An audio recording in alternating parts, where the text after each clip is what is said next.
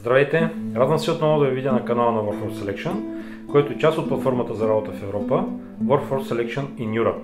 Тук отдолу може да видите в банера нашата платформа, където можете спокойно да се регистрирате абсолютно безплатно, без никакви условия, чрез които вие да се чувствате по някакъв начин ангажиран и по този начин вие след регистрацията да увеличите вашия шанс за успех, като намерите по-подходяща работа за вас в Европа. До момента правихме няколко епизода, като направихме леко отклонение, пътуването ми до България, за което аз ви направих свидетел. Но в днешния епизод ние ще продължим нашето пътешествие напред, като по този начин ние сега ще се отправиме към Великобритания. И така, нека да разгледаме в нашия епизод какви ще бъдат работните заплати през 2023 година в Великобритания. Накратко, Кралство Великобритания е историческа държава, която е предшественик на днешното Обединено кралство Великобритания и Северна Ирландия, понякога наричано Обединено кралство Великобритания.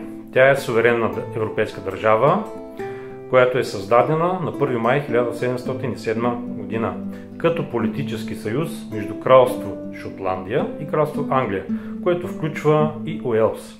Договорът за съюз постоянно постановява единно Обединено кралство, обхващащо целия остров Великобритания и заобикалящите го малки острови. Общата площ на Обединеното кралство е 242 500 квадратни километра, а населението през 2023 година надхвърля 68 милиона души. Безработицата е едва 3,7% или 1 милион и 25 милиона души. Икономиката на Обединеното кралство е на 6-то място в света по брутен вътрешен продукт и на 8-то място по покупателна способност. Икономиката на страната се характеризира с високо ниво на доходи и много висок индекс на човешкото развитие, или 13-то място в света. Днес Великобритания остава едно от великите световни сили, притежаваща значително икономическо, културно, военно, научно, технологично и политическо влияние в международен план. Тя е призната ядрена сила, която се нарежда на 4-то място в света по отношение на военните разходи.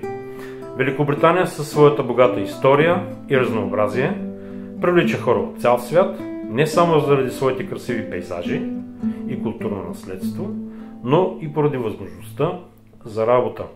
В този епизод ще разгледаме работните заплати в страната, като се фокусираме върху минималните и средни доходи, различните професии, както и заплатите и как заплатите се разпределят в различните региони.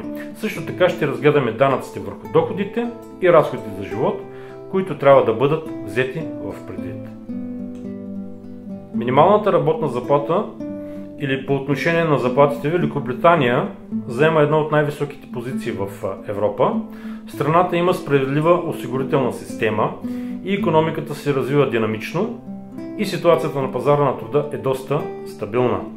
Доходите на британците растат дори въпреки промените, свързани с процедурата за оттеглянето на Обединеното кралство от Европейския съюз.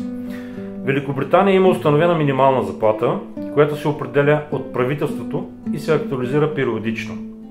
През последните години тенденцията е била към постепенно увеличаване на минималната заплата, като това е мярка, предприета с цел подпомагане на работниците с ниски доходи.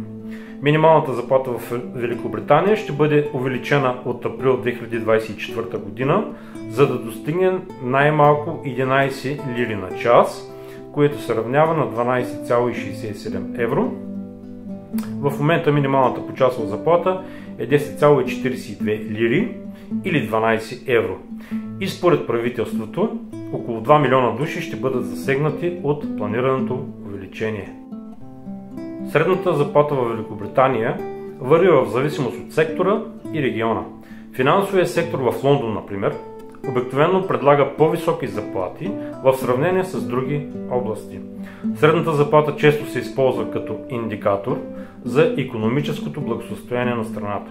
Според Службата за национална статистика на Обединеното кралство, като се вземат предвид бонусите, средната заплата в Англия през 2023 година е 588 паунда на седмица или 2548 паунда на месец, или иначе казано 30 576 паунда годишно, което в евро съответно е 670, 2905 на месец или 34 880 евро на година.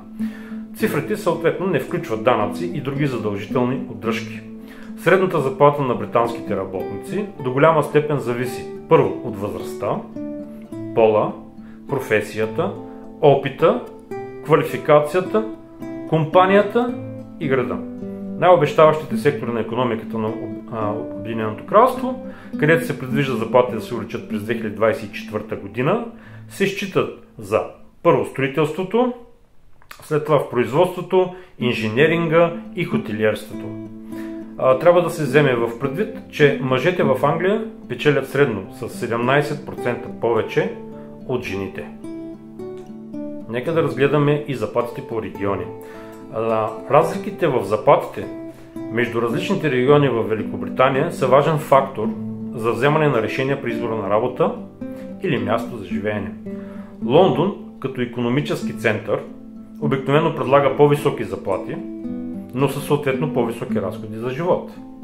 Най-високите заплати в Великобритания са регистрирани в Лондон, както вече казах, в Бристол, в Кембридж, Манчестър и Бирмингам, докато най-ниските са в Уигън и Мансфилд. Да обърнем внимание на заплатите по отрасли, като вземем предвид, че ще бъдат в паунди на годишна база. И така, финансовите услуги заплащането е 35 800. Информационните технологии са 35 176, в строителството 30 998, в производството 29 797, търговия на дребно 26 587, образование 25 101 паунда на годишна база. Заплатите по професии. Заплатите в Великобритания се различават значително според избраната професия. Например, инженерите и програмистите често получават по-високи заплати в сравнение с работниците в сферата на обслужването. И това е съвсем логично. Ето и част от тях в паунди на годишна база. Брокерите вземат 133 677 паунда на година. Изпълнителните директори и висши менеджери 107 703. Пилоти във въздушния транспорт 90 146. Адвокати 73 425. Лекари 69 463. Данъчни експерти 46 551. Брокери 44 423.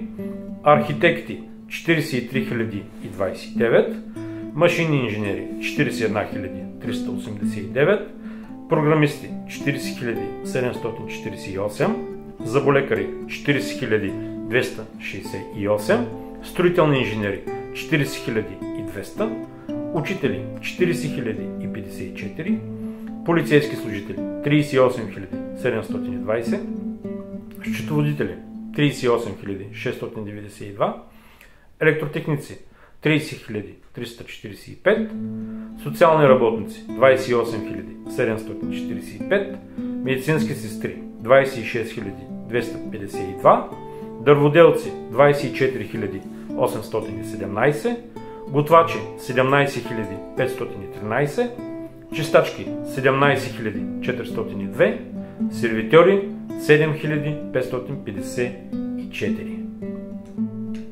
Разбира се, всеки един от нас вълнуват и какви ще бъдат данъците върху доходите. В Обединеното кралство има прогресивна скала на данъка върху доходите от 0 до 45%. Подобно на минималната работна заплата, ставките се преразглеждат всяка година на 1 април. Размера на дохода, който не подлежи на данъчно облагане, е 12 570 паунда на година. Тази разпоредба не се прилага за годишни доходи над 123 000 паунда. Данъка върху доходите в Великобритания през 2023 година изглеждат последния начин. На годишен доход до 12 570 паунда данъчната ставка е 0. от 12 571 паунда до 50 270 е 20%. От 50 271 паунда до 125 139 е 40%. Повече от 125 139 паунда вече данъчната ставка е 45%. В Великобритания има ефективна система от социални помощи и обезщетения, които ви позволяват частично да компенсирате данъците, плащани върху заплатите. Относно разходите за живот в Великобритания, мога да кажа, че живота в Великобритания, въпреки своите много предимства, може да бъде свързан с значителни разходи. Обаче трябва да се вземе предвид не само заплатата, но и качеството на услугите, както и образованието, здравеопазването и прочие. Важно е да се вземат предвид не само самите заплати, но и разходите за живот и качеството на услугите, предоставени в различните региони на страната. Това е ключът за вземане на информирано решение относно работната среда и живота в Великобритания. С това силно се надявам този епизод да е бил полезен за вас, както за вас, така и за вашите близки, така че ще ви помоля да харесате епизода, да се абонирате за нашия канал, да го споделяте на ваши близки и познати. Следвайте ме също и в социалните мрежи на Facebook и на Instagram, където винаги споделям каква ще бъде темата и епизода за следващия ни в нашия канал на YouTube, където вие по същия начин ще имате възможност да сте запознати и да бъдете на първия ред от хората, които да знаете какво се случва и какво ще бъде пуснато на нашия YouTube канал.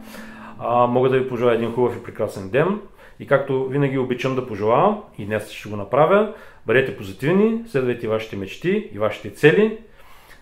Още един път радвам се, че бяхте с мен до края, ще се радвам отново да ви видя. Чао и до скоро!